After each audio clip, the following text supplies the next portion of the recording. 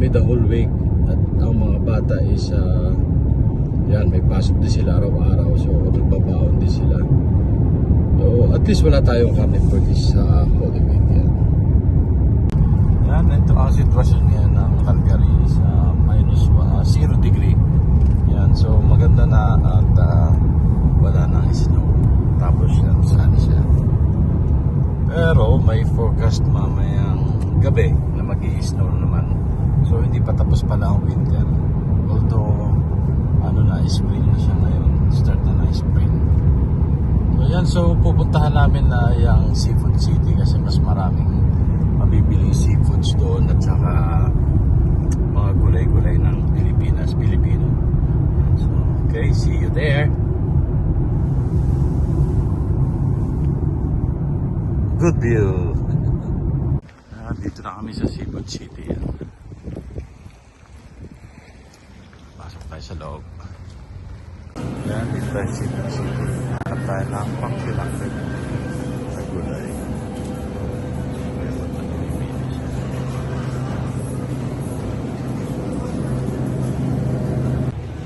Nakakatawa mamili ng gulay. Ang dami ng gulay sa riwa. Sa Seafood City. Ano si Mrs. Yan.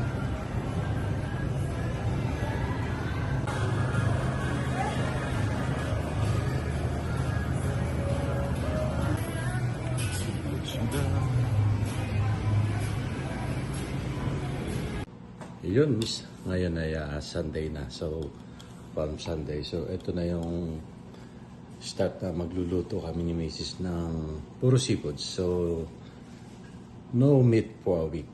Yan. All seafoods at saka gulay muna tayo yan. Medyo dieta sa karne. At the same time, kailangan din namin magluto kasi nga yung magtatrabaho din kami. Araw-araw may trabaho. So, kailangan may pambaon. At the same time, mga bata. Yan, may pasok din sila araw-araw. So, yun. Ito yung aming mga balak lutuin ngayon. At syempre, andyan si Mrs. para, buti na lang wala siyang pasok ngayon para makatulong ko din. Ayun, nandun siya. Busy rin siya. May ginagawa siya. Yan.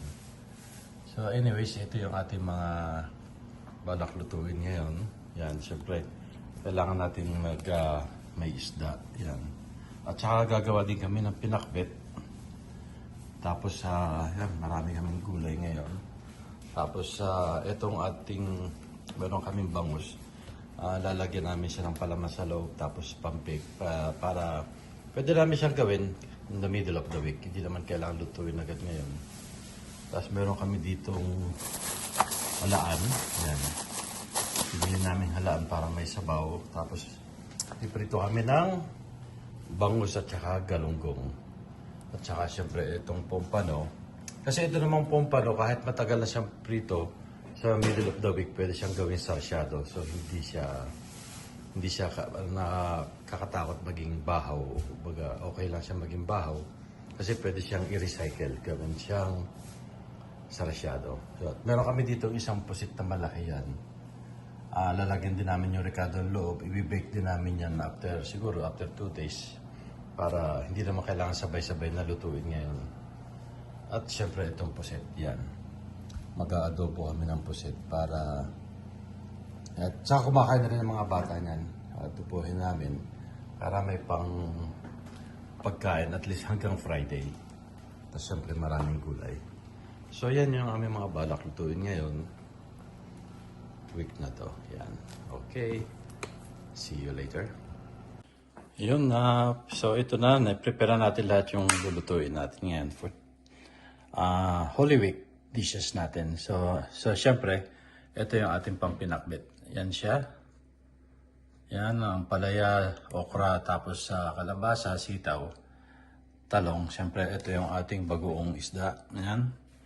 At syempre, lalagyan natin siya ng kamatis. Instead na karne, ang ihahalo natin is yung tofu. Yan. So, tapos ito yung ating pusit na adobohin. Yan. Siyempre, meron siyang, naglalagay din ako ng kamatis pag adobo. At siyempre, yun yung Sprite. Yan. Tapos itong pompano, tsaka galunggong at bangos, ipapry natin siya para may kapartner siya ng halaan later. Ito yung ating halaan. Yan, para may saron tayo sa baw.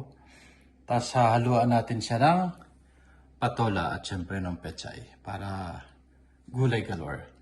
So anyways, ito namang pompano, kahit hindi siya maubos ngayon, pwede naman siyang i-recycle. Pwedeng gawin sarsyado in 1 day.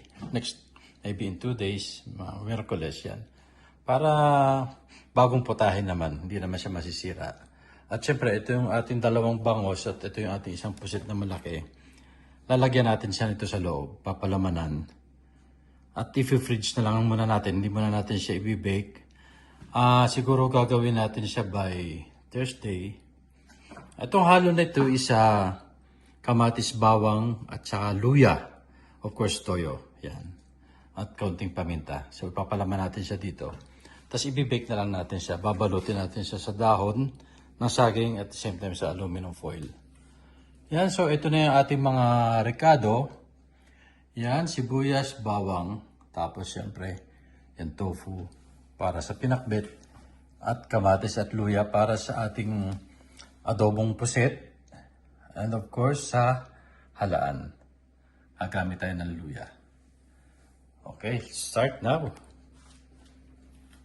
Okay, ito na yung ating pusit na malaki. So, ang gagawin natin syempre is papalaman na natin siya nitong luya. Simple lang siya, luya, bawang, sibuyas, at syempre toyo. Ayan. Tapos pag natapos natin siyang laman sa loob, lalagyan natin ng toothpick para hindi siya mabubuo yung kwan. Tapos babalot natin sa dahon ng saging. At since nasa Canada tayo, lalagyan natin ng aluminum foil. Hindi tayo pwedeng mag-ihaw sa labas dahil mayroon pang snow. Yan. Konti lang naman yan. Ang mahalaga magkalasa lang siya.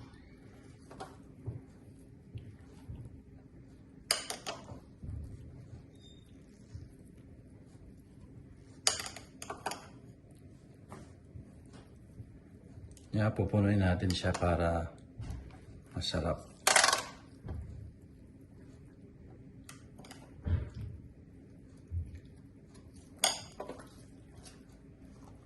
Yan, konti na lang.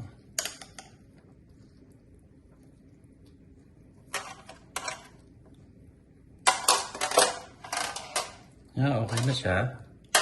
Lalagyan natin siya ng toothpick ngayon para magsara lang siya na konti.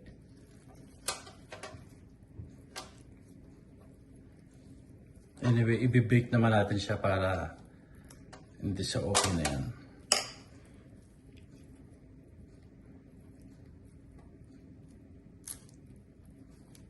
Kailangan natin siya putulin kasi tutusok siya sa foil yan. So, babalot natin siya sa dahon ng saging. Ito siya. Para lang magkaroon ng maganda siyang amoy. Magkaroon siya ng magandang at nakakapagpasarap din ito ng lasa. Siyempre, pag nakabalot sa dahon na saging.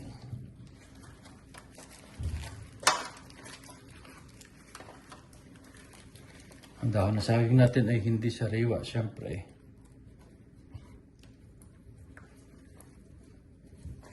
At dito sa aluminum foil.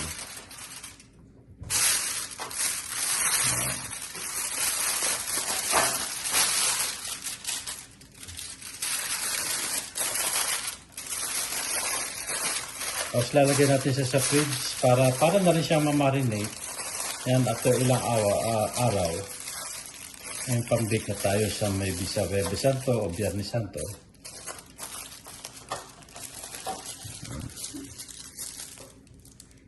So, ito naman yung ating bangos na simple lang siya, siyempre. Yan. Lalagyan na natin ng palaman para magkaroon ng asat. Siyempre, meron na siyang dahon na saging. Yan. Para masarap siya after ilang days. Ganyan lang natin siya. Lagyan natin ng konting sabaw. Toyo. Kasi kaganyan lang natin siya. Tapos babalutin ng saging ng dahon. Yan. Bago siyempre ang ating aluminum foil.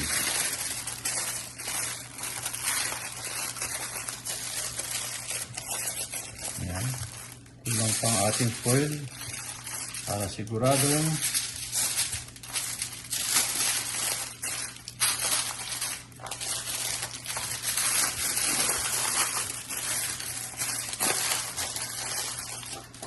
yan, meron na tayong bangus. Ito na yung ating pusit kanina. Okay? So yan, ito na yung ating dalawang bangus. At the same time, andyan, ito na yung ating pusit. So ilalagay natin siya sa fridge para mamarinate na rin siya for ilang days. Tapos pwede natin siyang maging pangulam maybe Thursday o Good Friday. Yan. Okay. One down. Yan, so ating lulutuin mo lang ngayon is pakbet. Simple lang siya, gigisa lang natin siya sa sibuyas, bawang. At syempre, ang ating pinakakarning yan is tokwa at saka fishball na lang. So yan, mainit ang ating mantika. Lagyan na natin ang bawang.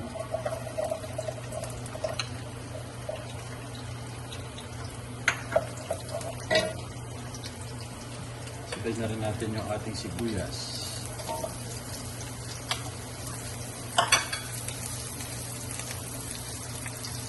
Tapos lalagyan na rin natin yung ating tokwa at saka na pre-fry na yung luto na siya. Yan, tokwa at saka fishball. Hindi na tayo magkakarne. Tapos lagyan na natin yung ating kamatis.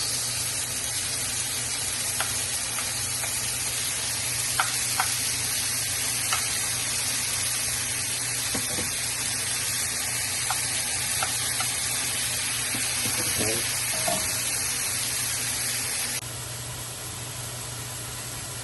Yan, so habang niluluto natin yung ating bawang at saka sibuyas, yan, kamatis, lalagyan na natin siya nitong ating siyempre pampalasa, yung bagoong na alamang. Yan ang sinasabing pinakbet. Pinakbet! Smells good. Lagyan pa natin.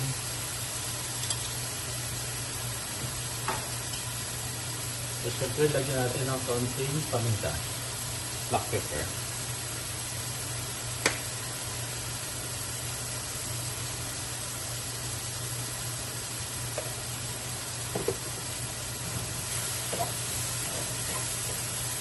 So, yan. Siguro 1 to 2 minutes. Tatakpan natin siya bago natin lagay ang ating gulay. Yun, so, yan. Tapos na yung ating pagigisa. So, ang una natin ilalagay syempre is yung medyo matagal maluto. Itong ating sitaw at kalabasa. Yan. Malinis na ang kamay ko. Kanina pa ako naghuhugas. Kaya yan.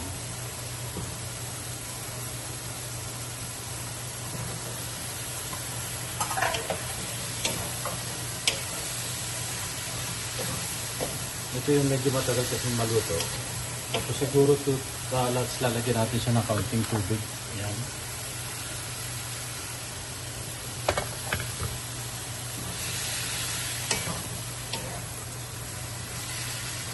Mga 2 minutes yan. Pwede natin ihalo lahat yung mga gulay.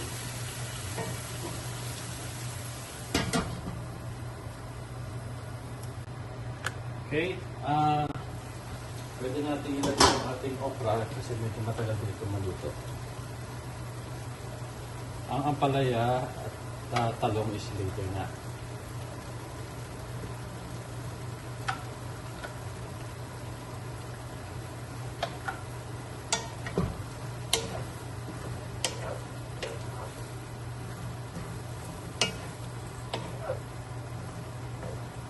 Ito na natin ang kaunti pang tubig.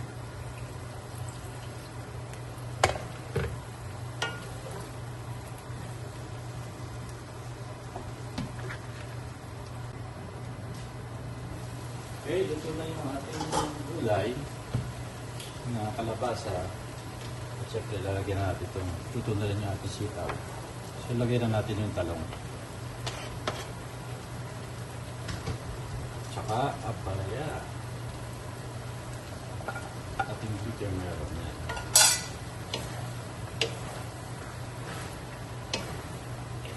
Anyway, magtutubig naman yung talong dyan later yan. So, okay lang siya na walang masyadong tubig. Kaya mas masarap sa pinakbet Yung hindi siya masyadong masabaw. Okay. Siguro 3 to 5 minutes. So, ano yan.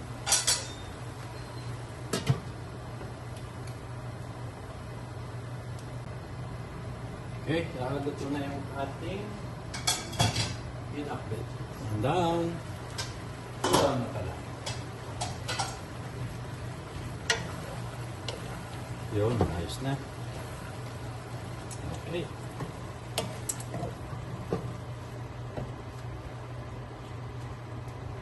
Yun, ang ating pinakbet. Yan. Uusok pa. Yan siya. Pinakbet na wala siyang karik. Hindi tokwa lang at saka fishball. Para sa Holy Week. Yan.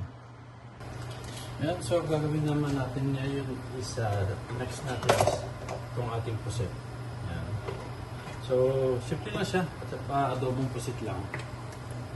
Kikisa lang natin sa sibuyas, bawang, at luya. Yan. Para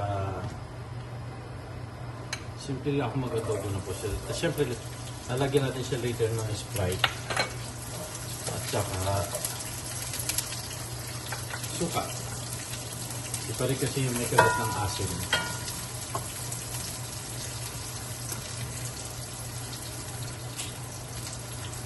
So, bawang, sibuyas, tapos lalagay na rin natin yung ating luya. Siyempre, may kunti kasi siyang lansa. At ang ating kamatis yan. Nagkakamatis ako po sa pusit. So, kailangan lutuin muna natin siya bago natin ilagay si pusit at tiplahan siya. Okay, lutuin na natin. Ayan, luto na yung ating bawang at sibuyas at luya. Same time kamatis. Lalagyan natin siya ng kaunting pampangam. Ito.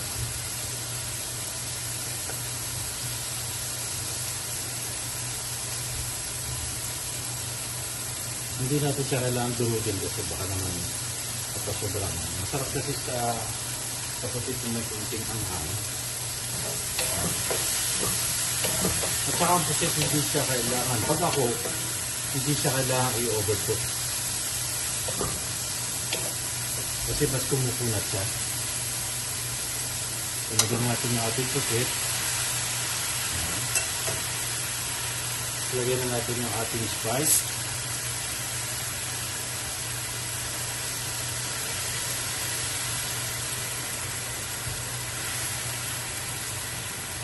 Siguro mga 3 to 5 minutes yan. Okay na siya. At saka, syempre, kailangan natin lagyan ng kaunting patis.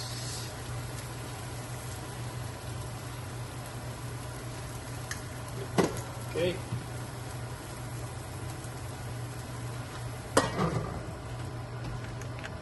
Yan, so, luto na siya. Isigtahan na lang natin siya ng kaunting asin. So, lagyan natin siya ng kaunting suka. Sisisiman na lang natin siya. Siguro mga 2 to 3 minutes. Okay na siya. Hindi na natin siya tatakpan para medyo bumaba yung kanyang tubig.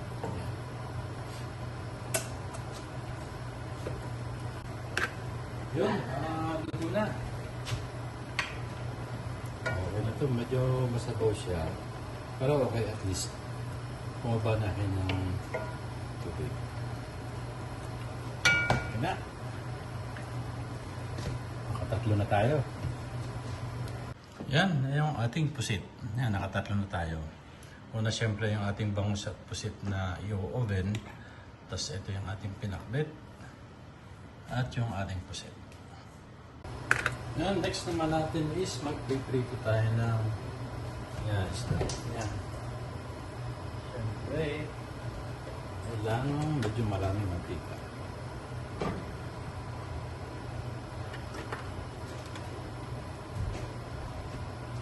Ang sinison ko lang sa isda, siyempre. Ito siya. Asin lang yan. Nalagyan ko lang siya ng asin yan. Ating bangus, galunggong at saka pumpano.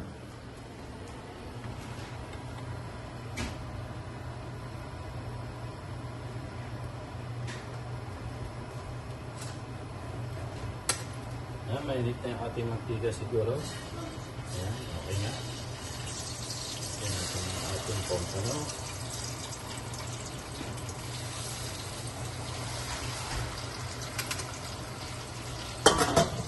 Siyempre, tatakpan natin. Tapos na yung ating pompano. So, andito naman yung ating yan yung bangos sa galunggong. Yun, tapos na yung ating pinakbet. Tapos yan yung adobong pusit at ito yung ating pritong isda. One more to go. Okay, so yan, start natin yung ating pagluluto ng halaan yan.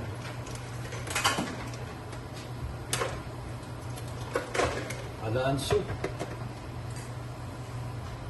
Siyempre, kailangan natin ng ating mantika para gisa natin yung ating bawang ng sibuyas at saka luya. So, kailangan natin ng maraming bawang, of course.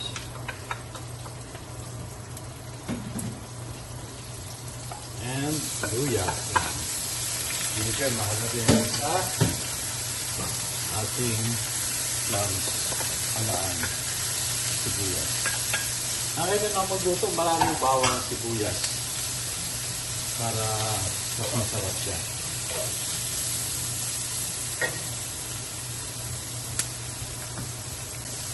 Yan, ginigisa na natin yung ating bawang at sibuyas. So, at the same time, pwede natin ilagay yung ating halaan.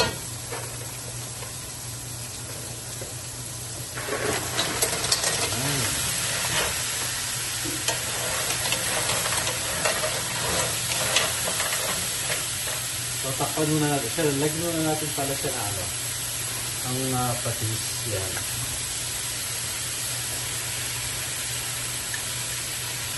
Saka siyempre, paminta. Black pepper. Takpan muna natin. Mga 2 minutes. 2 to 3 minutes yan. Yan. Tapos siguro 2 to 3 minutes pa.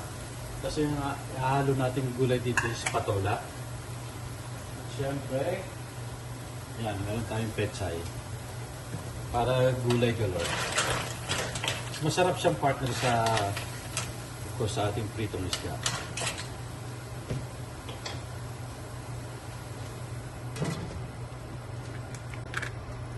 So yan, buksan na yung ating clams. Luto na siya. So, pwede na natin ilagay yung ating, of course, yung ating gulay galore. Patola. Sarap na maraming gulay yan. Nilagyan ko na siya ng, of course, kanina patis. Pero, tikman pa rin natin kasi baka hindi pa siya ganang tama ang alat. At lalagay na rin natin yung ating pechay. Dali lang naman maluto yan. Mamaya natin siya titikman kung tama na yung alat. Pagkaluto na yung gulay. Yan, luto na yung ating halaan. Okay na siya. Yun.